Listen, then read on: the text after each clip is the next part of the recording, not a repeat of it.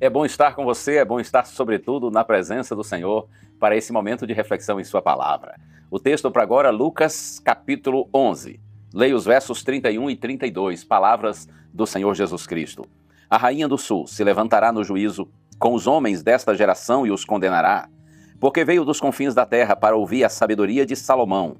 E aqui está quem é maior do que Salomão. Ninivitas se levantarão no juízo com esta geração e a condenarão, porque se arrependeram com a pregação de Jonas, e aqui está quem é maior do que Jonas. O próprio Filho de Deus veio à terra, veio habitar entre nós para nos revelar o caráter de Deus. E ele estava falando aqui para pessoas que resistiam à sua pregação, ouviam, mas resistiam, questionavam, não se arrependiam. E Jesus diz, mas se pessoas foram sensíveis à vida e à pregação de um rei, Salomão, de um profeta, de um pregador, Jonas, como vocês podem ser resistentes à pregação daquele que é maior que Salomão, daquele que é maior que Jonas? Quanto mais nós temos o privilégio de conhecer o Evangelho, creia, maior é a nossa responsabilidade. Eu quero compartilhar o texto agora que está na carta aos Hebreus, capítulo 1. O autor de Hebreus começa dizendo assim, capítulo 1, versos 1 e 2. Antigamente Deus falou muitas vezes e de muitas maneiras aos pais pelos profetas, mas nesses últimos dias nos falou pelo Filho, a quem constituiu herdeiro de todas as coisas e pelo qual também fez o universo.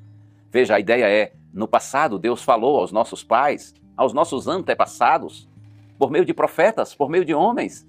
Mas agora Deus nos falou por meio do Filho.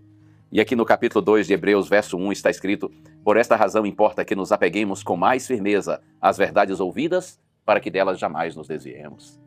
Veja, se aqueles que ouviram as verdades divinas, através de profetas, deviam ouvi-los e segui-los, quanto mais nós que vivemos na era cristã, que recebemos o Evangelho do próprio Cristo, o Filho de Deus.